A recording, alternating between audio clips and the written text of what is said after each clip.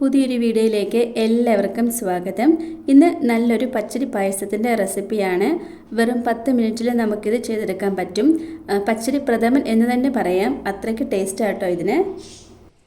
അപ്പോൾ നമ്മുടെ ഈ ഒരു ടേസ്റ്റി ആയിട്ടുള്ള പച്ചരി പായസം ഉണ്ടാക്കാൻ വേണ്ടിയിട്ട് ഞാനിവിടെ 1 കപ്പ് അളവിൽ തേങ്ങാപ്പാൽ എടുത്തിട്ടുണ്ട്. 2-3 പാൽ മാറ്റിയതിന് ശേഷമുള്ള 3-ാം പാലാണ് എടുത്തേക്കുന്നത്. അതൊന്ന് ഒഴിച്ചു കൊടുക്കാം.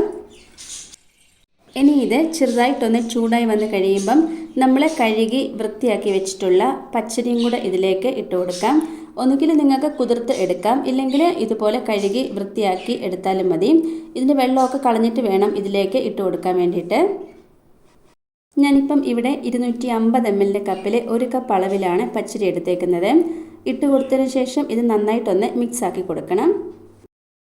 ഈ ഒരു തേങ്ങാപ്പാലിന് പകരം പശുവിൻ്റെ പാലിലാണെങ്കിലും ഇത് വേവിച്ചെടുക്കാവുന്നതാണ്. തേങ്ങാപ്പാലിലാകുമ്പം കുറച്ചും കൂടെ ടേസ്റ്റ് കൂടുതലായിട്ട് കിട്ടും, അതുകൊണ്ടാണ് ഞാൻ തേങ്ങാപ്പാൽ തന്നെ എടുത്തത്.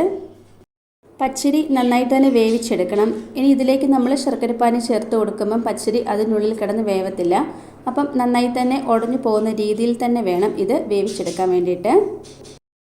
ഇതാ നമ്മുടെ പച്ചരി നന്നായിട്ട് തന്നെ ഇവിടെ വെന്ത് കിട്ടിയിട്ടുണ്ട്. ഈ ഒരു പരുവത്തിൽ വേണം നമുക്ക് ഇത് എടുക്കാനായിട്ട്, നന്നായിട്ട് വെന്ത് ഉടഞ്ഞു പോകുന്ന ആ ഒരു രീതിക്ക്. ഇനിയും ഇതിലേക്ക് ശർക്കര പാനി ഒന്ന് ചേർത്ത് കൊടുക്കാം. ഞാനിപ്പോൾ ഇവിടെ 250 ml കപ്പിൽ 1 കപ്പ് അളവിലാണ് ശർക്കര പാനി എടുത്തേക്കുന്നത്. ഇതൊന്ന് ഒഴിച്ചു കൊടുത്ത് നന്നായിട്ട് തന്നെ ഇതൊന്ന് മിക്സ് ആക്കി എടുക്കണം. നമ്മൾ ചേർത്ത് കൊടുത്തേക്കുന്ന ആ ഒരു പഞ്ചസാര പാനി ഈ ഒരു ചോറിലേക്ക് പിടിച്ച് കിട്ടുന്നത് വരെ നല്ല രീതിക്ക് തന്നെ ഇതൊന്ന് മിക്സ് ആക്കി എടുക്കണം. ഇതൊന്ന് തിളപ്പിച്ചെടുക്കുവാണെങ്കിൽ അത്രയും നല്ലത്. അപ്പം പഞ്ചസാര പാനി ഈ ഒരു ചോറിലേക്ക് പെട്ടെന്ന് തന്നെ പിടിച്ചു കിട്ടും. ഇത് ഒന്ന് തിളച്ച് വന്നു കഴിഞ്ഞപ്പോൾ അത്യാവശ്യം നല്ല രീതിക്ക് തന്നെ കുറുകി കിട്ടിയിട്ടുണ്ട്. ഇനി ഇതിലേക്ക് 1 കപ്പ് അളവിൽ കണ്ടൻസ്ഡ് മിൽക്ക് ഒന്ന് ചേർത്ത് കൊടുക്കാം. നിങ്ങളുടെ കയ്യിൽ കണ്ടൻസ്ഡ് മിൽക്ക് ഇല്ല എന്നുണ്ടെങ്കിൽ പാൽപ്പൊടി ചേർത്ത് കൊടുത്താലും മതി. ഇനി ഇത് നന്നായിട്ടൊന്ന് മിക്സ് ആക്കി എടുക്കണം. ഇത് ചെറുതായിട്ടൊന്ന് തണുത്ത് വന്നതിന് ശേഷം നമുക്കിതിലേക്ക് 1-ാം പാൽ ഒന്ന് ചേർത്ത് കൊടുക്കാം. ചൂടോടുകൂടി തന്നെ ഈ ഒരു പാൽ ഒഴിച്ചു കൊടുക്കരുത്. ചെറുതായിട്ടൊന്ന് തണുത്ത് വന്നതിന് ശേഷം വേണം ഈ ഒരു പാൽ ഒഴിച്ചു കൊടുക്കാൻ വേണ്ടിയിട്ട്, അല്ലെങ്കിൽ പെട്ടെന്ന് തന്നെ ഇത് പിരിഞ്ഞു പോകും. ഇനി ഇതിലേക്ക് പൊടിച്ചു വെച്ചിട്ടുള്ള ഏലക്ക പൊടി ചേർത്ത് കൊടുക്കാം. ഞാനിപ്പോൾ ഇവിടെ പഞ്ചസാരക്കകത്താട്ടോ പൊടിച്ചേക്കുന്നത്. അങ്ങനെ പൊടിച്ചെടുക്കുവാണെങ്കിൽ പെട്ടെന്ന് തന്നെ ഏലക്ക പൊടിഞ്ഞ് കിട്ടും. ഇനി ഇത് നന്നായിട്ടൊന്ന് മിക്സ് ആക്കി കൊടുക്കാം. ഞാനിവിടെ കുറച്ച് തേങ്ങാപ്പാൽ മാറ്റി വെച്ചിട്ടുണ്ട്. ഇത് തണുത്ത് വന്നതിന് ശേഷം അല്പം കൂടെ കുറുകി വരും, ആ ഒരു സമയത്ത് ചേർത്ത് കൊടുക്കാം.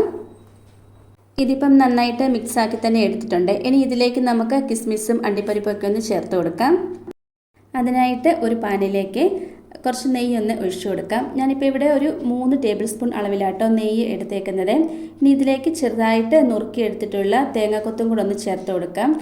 ഇത് മാത്രമല്ല, നിങ്ങളുടെ കയ്യിൽ നിങ്ങൾക്ക് ഇഷ്ടമുള്ള ഏത് ഡ്രൈ ഫ്രൂട്ട്സ് വേണമെന്നുണ്ടെങ്കിലും ഇതിലേക്ക് ചേർത്ത് കൊടുക്കാവുന്നതാണ്.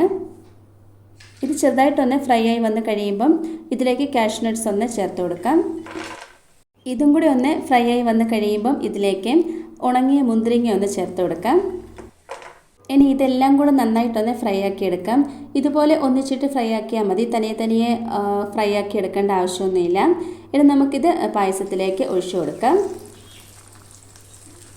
എന്നിട്ടിത് നന്നായിട്ട് തന്നെ ഒന്ന് മിക്സ് ആക്കി എടുക്കണം. ഇതാ വളരെ ടേസ്റ്റി ആയിട്ടുള്ള നമ്മുടെ പച്ചരി പ്രഥമൻ ഇവിടെ റെഡി ആയിട്ടുണ്ട്. പെട്ടെന്നൊരു പായസം ഉണ്ടാക്കി കുടിക്കണമെന്ന് തോന്നുവാണെങ്കിൽ ഇതുപോലെ പച്ചരി പ്രഥമൻ ഉണ്ടാക്കി കഴിച്ചാൽ മതി കേട്ടോ. നല്ലൊരു ടേസ്റ്റാണ് ഇത് കഴിക്കാനായിട്ട്. നിങ്ങൾ ഈ ഒരു പായസം ഉണ്ടാക്കുന്ന സമയത്ത് ഇതിലേക്ക് തേങ്ങാപ്പാൽ തന്നെ ചേർത്ത് കൊടുക്കണം, എന്നാലാണ് അതിൻ്റെ കറക്റ്റായിട്ടുള്ള രുചി കിട്ടുന്നത്. എല്ലാവർക്കും ഒരുപോലെ ഇഷ്ടപ്പെടുന്ന നല്ലൊരു കിടിലൻ പായസത്തിൻ്റെ റെസിപ്പിയാണ്. ഇതുപോലെ ആരും ഉണ്ടാക്കി നോക്കിയിട്ടില്ലെങ്കിൽ തീർച്ചയായിട്ടും ഇതുപോലെ ഒന്ന് ട്രൈ ചെയ്ത് നോക്കണേ. ഇന്നത്തെ നമ്മുടെ ഒരു റെസിപ്പി എല്ലാവർക്കും ഇഷ്ടമായി കാണുമെന്ന് വിചാരിക്കുന്നു. ഇഷ്ടമായിട്ടുണ്ടെങ്കിൽ ലൈക്കും കമൻറ്റും സബ്സ്ക്രൈബും ഒന്നും ചെയ്യാൻ മറന്നു പോകരുതേ. അടുത്ത വീഡിയോയിൽ കാണാം. താങ്ക്